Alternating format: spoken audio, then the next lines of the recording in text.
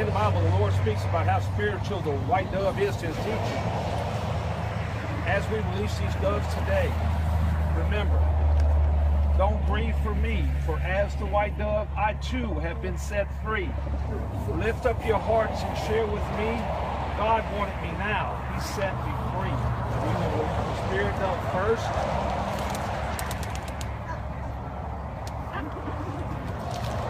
Followed by the Holy Trinity.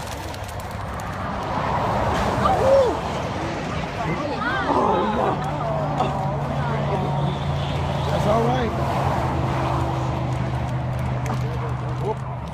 Yeah.